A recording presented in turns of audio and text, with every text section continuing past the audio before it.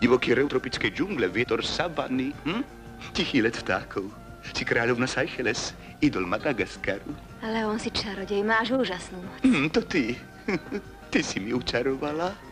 Ty, symbol sexu, večná krása, si bohyňa. Naozaj mi to pristane, Leon? Áno, si bez konkurencie, drahá. Tak, ešte kolínsku ofers, aby si bola dokonalá. 60 000 lír, no čo je to pre teba, nie? A 9 kg pravé nefalšované sviečkovice. Čože? Stále zabúdam, že tvoj manžel je mesiarom hrôza. Mala si sa radšej vydať za maliara slávneho tenistu, alebo... Netáraj, Leon. Alebo gréckeho hrdinu. Tak dosť. Si iba obyčajná žena. Ak nechceš O First, zničím to dielo. Ale Leon, čo to do teba vošlo? Nič, som umelec, sa iba O First dotvorí to dielo. Spomeň si na Williama Tella, toho hrdinu. Bez jablka by sa William nestal hrdinom, Paf. Minule si mi odporúčal Veluto da Notte. To je pravda, ale nezabúdaj, že Veluto da Notte dotváral tvoj účes. Bol to úplne iný štýl.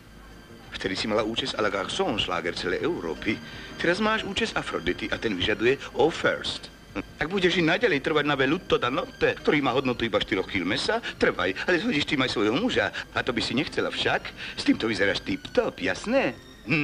Presvedčil si ma, Leon, už poslúcham. Božská Afrodita, tak teda dáme parfém O First a k tomu dezodorant, etc. Drahá, je to hrôzak cítiť pot. Pravá dáma používa obidve značky spolu, etc. Stojí... úplne smiešnú sumu. 1,5 sviečkovice. Hádam sa nezhodíš, drahá. Líza! Prosím, pán Leon. Odprovať dámu k pokladni. Voilà. Aleges?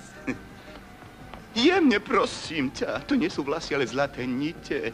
Trochu fantázie, hlúpaňa. No. Filidoro? Hlúpaňa. No pozri, Leon, vyzerám otrasne. Miláčik, máš účes podľa novej ekologickej módy.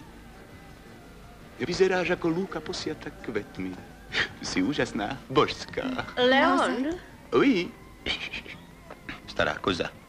Choď za Delukovou. Vyhráža sa, že ak sa jej hneď nezačneš venovať, tak sa otrávi. Prečo práve ja sa musím venovať starnúcim ženám? A nie, aby si sa s tou bláznivou ženskou poškriepil. Po nej ťa čaká ešte 5 ďalších.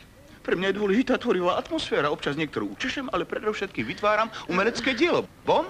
Neohoruj ma svojou duchaplnosťou. Čaká ťa ešte 5 zákazníčov a na účes čakám aj ja, Leon.